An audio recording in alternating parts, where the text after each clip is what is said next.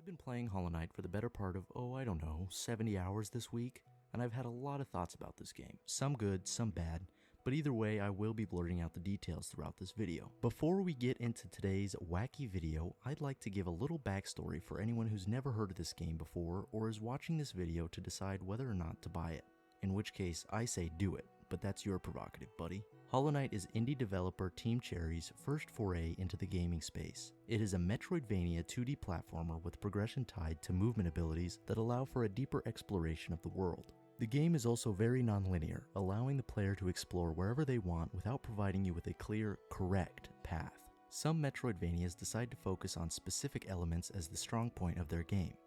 Ori and the Blind Forest focuses on platforming and movement, while a game like Dead Cells prioritizes its combat and adding systems to further enhance its fighting mechanics with roguelike elements. What makes Hollow Knight so special is its ability to make all of these elements its strong suit while still managing to do its own thing. It has fun and engaging platforming sections heightened by its various unlockable abilities that, while still adding more depth to its platforming segments, also innovates its combat, allowing for faster paced fights and mechanics tailored around your new abilities. It does this all while maintaining an enthralling, non-linear world design, allowing you to explore at your own pace and not holding your hand and giving you a clear path of progression. Enough sweet talk though, because it's time to get serial and talk about some of its issues. For me, bosses are my favorite part of any game they are in, so I'm going to be a bit hypercritical here and say that the majority of bosses in this game suck until you reach the last quarter of the game and into the DLC.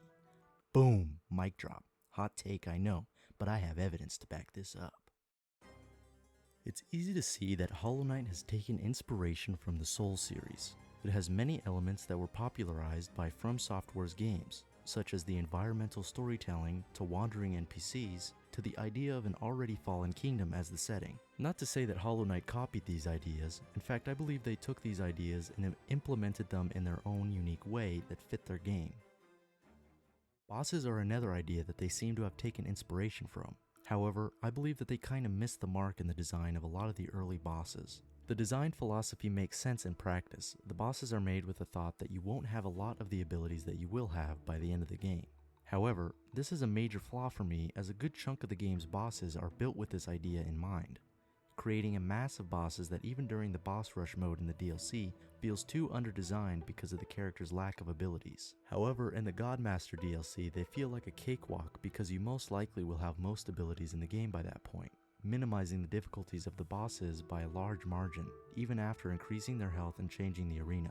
The abilities in question are primarily the dash and double jump, as this is enough to make bosses have a more complex moveset, but also the shade cloak, which allows for iframes during your dash. This simple change in movement allows for more complex fights that we see with most fights in the DLC and towards the end of the game. The problem herein lies with the fact that a lot of these abilities aren't unlocked until much later in the game. It makes it rather underwhelming when you are in the beginning of the game, and because you have not progressed far enough, you are given a handful of bosses that feel underdeveloped simply because you are too. Still, a lot of these bosses I had found after having obtained at least the dash and still felt designed for a stripped down player, even though I had already unlocked the dash or Mantis Claw, trivializing some of the early game fights. It's here that this design philosophy is apparent, as they might have been more difficult had I encountered them before obtaining the dash, but I didn't, and that's the problem.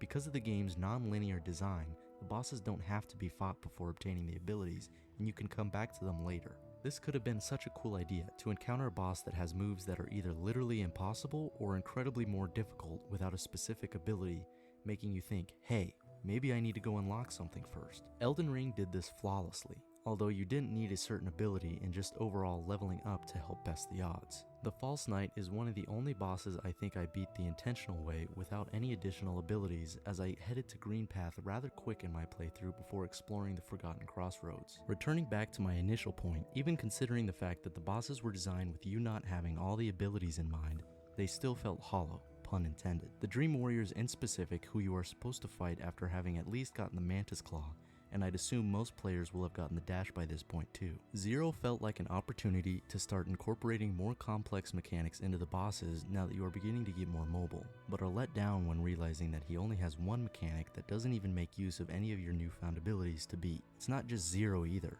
It's all of the Dream Warriors, except maybe Markoth, who is the most complex Dream Warrior. It all feels underwhelming to say the least, especially when considering that collecting Essence, which is dropped by defeating the Dream Warriors, is how you unlock the White Palace, which contains some of the hardest platforming sections in the game, which makes use of the movement abilities that you use when fighting the bosses. It felt like a perfect opportunity to create challenging fights that force you to master the movement so you can be better off for the insanely difficult White Palace and Path of Pain. There's also Hornet, which I feel is a great early game challenge that you fight without any abilities. At least I didn't. She felt so balanced. She didn't have any crazy abilities that required a dash or double jump, but was still complex enough that it was engaging and fast paced, leaving me feeling rewarded when I did end up beating her and getting the dash. All in all, I just feel as though the bosses could have been so much better. And maybe the design flaws I've stated were due to a lack of knowledge in boss designs, as this was Team Cherry's first game, and as the game progresses and throughout the DLC, the bosses become way stronger in their designs and mechanics. Hopefully they use what they learned from this game and what people liked and carry it over to Silksong. Moving in games can either be really good, decent, or just plain bad. Luckily, Hollow Knight is on the really good side of the spectrum. Moving around the world of Hollow's Nest feels great. You start off with just a jump, but if you experiment enough, you'll realize you can pogo jump off of enemies to get even more height. Mix this with a double jump, dash, and wall jump, and you start to fly around the map. Your jump and dash also reset every time you hit an enemy, meaning you can jump off an enemy's head, double jump, dash onto another enemy's head, and chain it together. It is all just so beautiful. Mwah! All of this isn't just used for movement, however, and also affects how you approach combat. Some of these abilities trivialize enemies that you might have struggled with before, and allows for more complex fights that are seen later in the game. But this isn't the time to talk about combat. More on that later. All in all, boys and girls, this game feels so smooth, so savory, so spicy, so Salamanca. But seriously, I mean, I would genuinely pay for them to make an entire game centered just around platforming. Thankfully, they added some challenge areas like the White Palace, which I think personally is my favorite area in the game. I really hope they add more areas like that in Silksong, if it ever fucking comes out. Anyways, we're getting sidetracked here. Back to the video. Now, I'm pretty much done talking about the movement of the player, and I'm really just going to talk about traversing the world now. The map of Hollow Knight is massive, and it feels great to explore and find new areas and enemies. It's amazing, really, but once you've filled out your map and have already explored the meat and potatoes of the game, you start to skip the enemies to get to your destination faster, not cautiously approaching every spike pit, because you already know it's there and how to approach it. This is kind of an unavoidable problem, however, and I don't really mind. It feels good to memorize locations so well that you are able to just fly through them.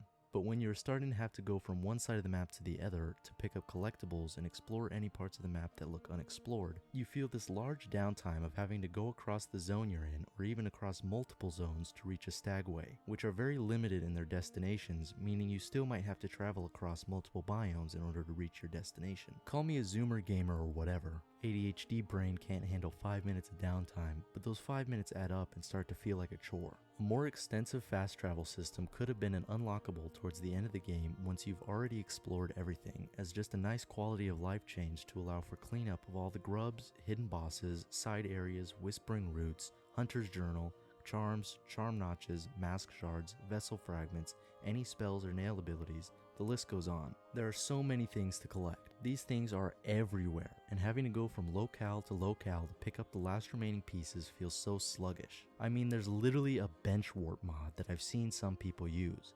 There's a demand. I am not alone in thinking this. I mean, really. I feel it's not that hard to pull a Dark Souls 1 and give you a better fast travel system towards the later point in the game. I know that the game did not have stagways previously, and they did add basically a manual teleport with the Dream Gate, but it still feels limited in terms of where you can go, seeing as some of the zones are so large and maze-like. This is really the only negative point I have to make about the movement, and it really is more about fast travel and its lack of a more useful way to quickly get across the map later in the game. But enough about the movement, it's time to talk about one of the best systems in the game, charms.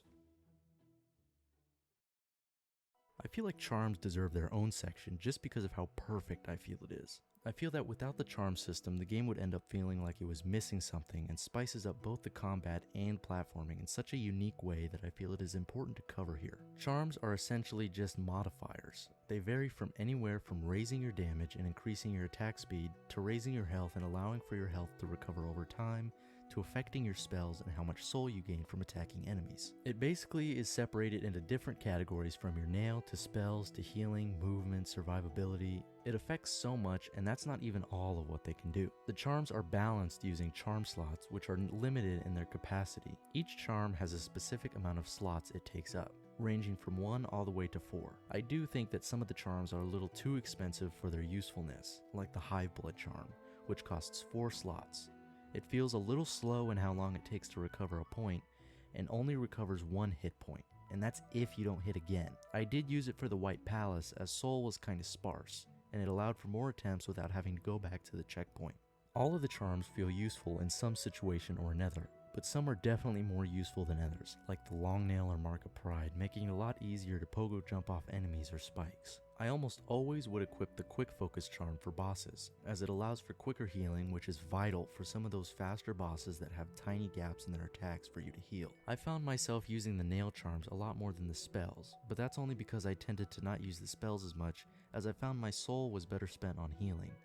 But that's the beauty of this system. It allows for everyone to have their own unique build and only adds to the replayability of the game. The combat in Hollow Knight is something that I have a bit of a problem with. Towards the beginning of the game feels pretty balanced. You start with 5 hit points but can go all the way up to 9 by finding mask shards hidden around Hollow's Nest, and even more if you use specific charms.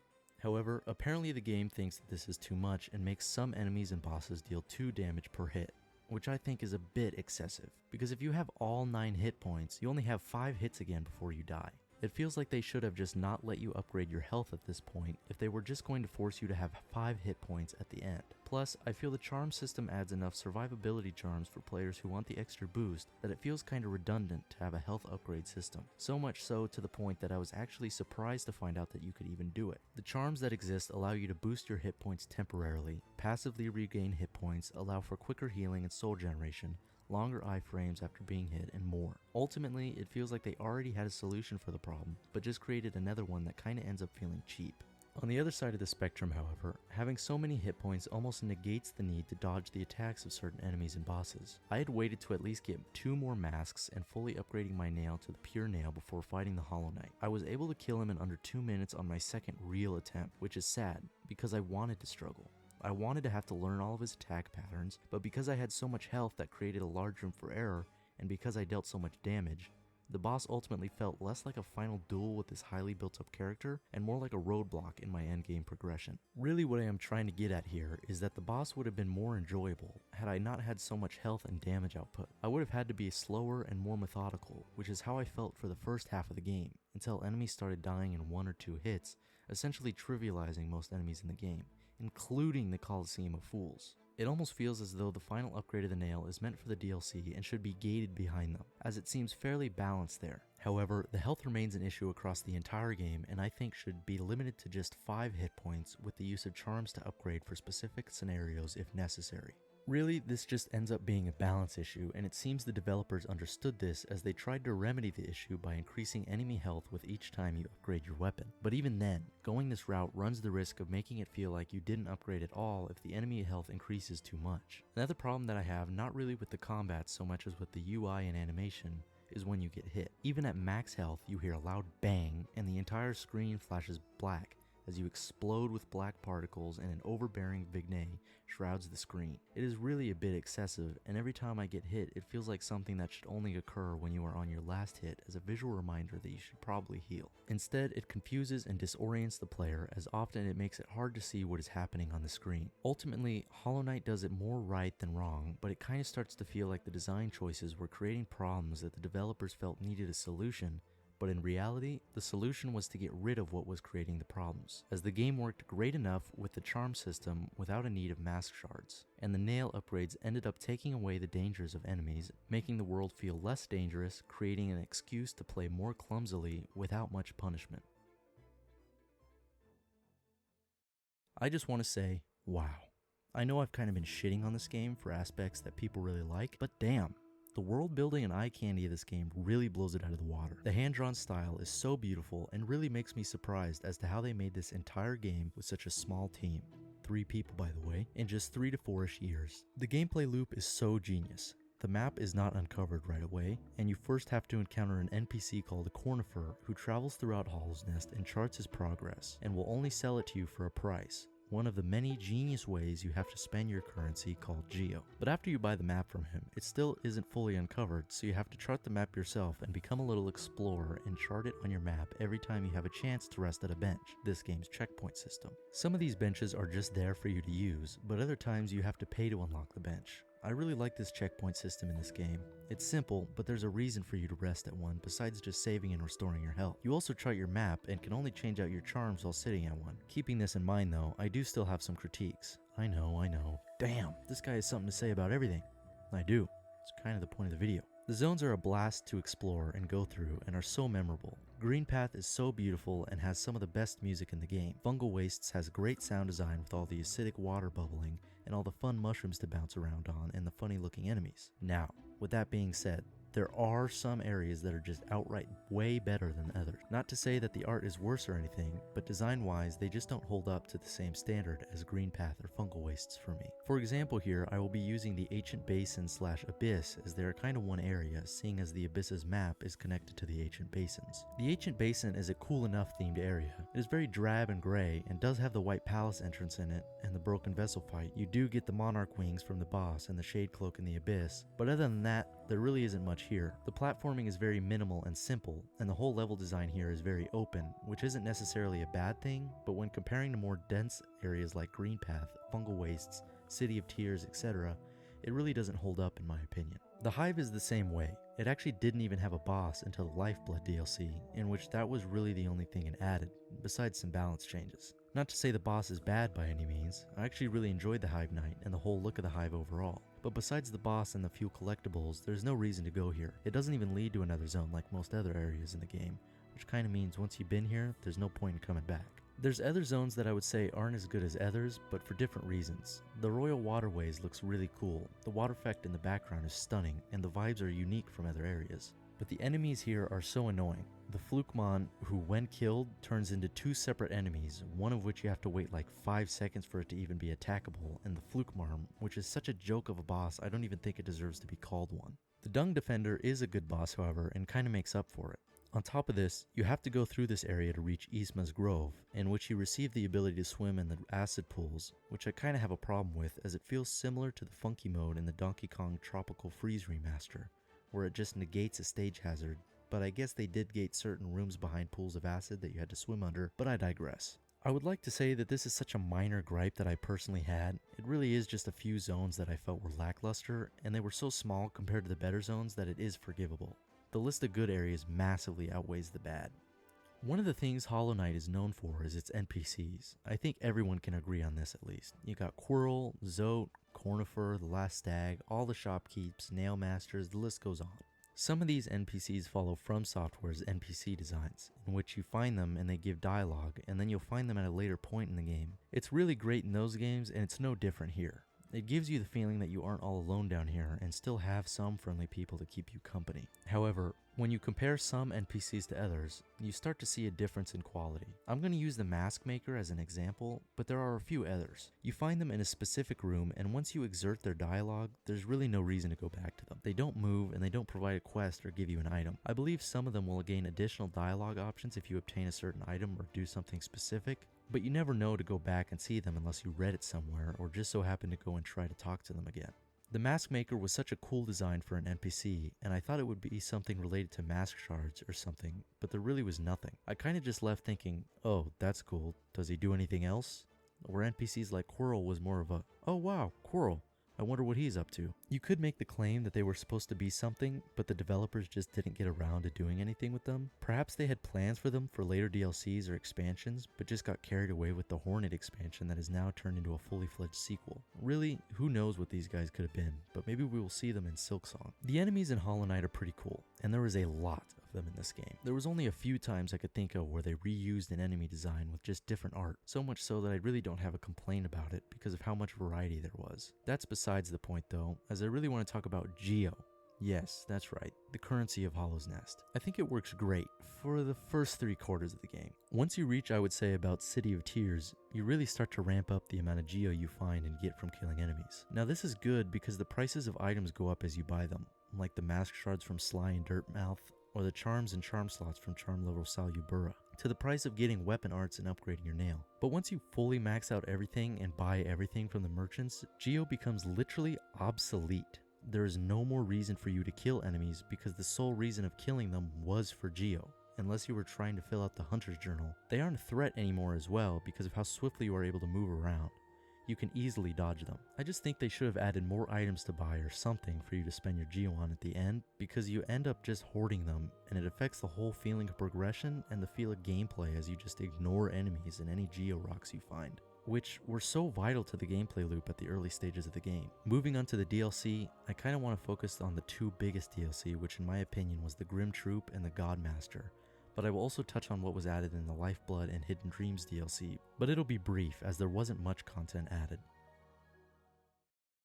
I'm just going to group the Lifeblood and Hidden Dreams together here because they're both really small and add like 1 or 2 bosses respectively. Firstly, the Lifeblood DLC, which really just added some balance changes for some charms and bosses, but primarily what we were talking about here is the Hive Knight boss. I think it is a really solid mid-game fight. I would put it on par with like the Soul Master in terms of difficulty and mechanics. He's really fast and can summon balls that spit out spikes across the entire arena. He also can summon bees that swarm you. His melee attacks actually are fairly similar to the Hollow Knight. He has a stab dash and a swing attack that are easy to dodge through if you have the Shade Cloak. It's a good boss. I really don't have any complaints here. I wish they added more, but for a free DLC pack, I can't complain. The Hidden Dreams DLC added 2 bosses here. The White Defender, which is a souped up version of the Dung Defender, similar to the Soul Tyrant, and Grey Prince Zote, which is mainly a meme boss, seeing as Zote is one of the most confident but consistently weakest characters in the game. But it is still a fairly good fight. The White Defender is a really good boss and just builds upon what the Dung Defender did, adding more attacks that require dodges and attacks much faster. I think this is a great way to add difficulty, and I kinda wish they took this sort of approach to the difficulty modes to the bosses in the Godmaster DLC. Grey Prince Zote also added onto the attacks he did in Coliseum of Fools, but he actually hits you now. I found him fairly difficult and struggled quite a bit. He is really sporadic in his movements, which fit his character really well. He is always on the offense, lining up a different attack or summoning little Zote flies, which are actually really funny. I overall would give these 2 DLCs a 7 out of 10. The Grim Troop DLC. I gotta say, this one has the most style to it, with the promotional picture and even the style of the NPCs. This DLC added 2 new boss fights, both the same character, but one is a harder version of it. I gotta say, the build up to this fight is just garbage filler. I'm just gonna say it here fully unhinged. There's no reason to make me run around the entire map to collect fire and upgrade this charm that I have to equip that takes 2 charm slots in order to fight the boss. What makes it even worse is once you collect the first 3 flames, you have to do it all over again.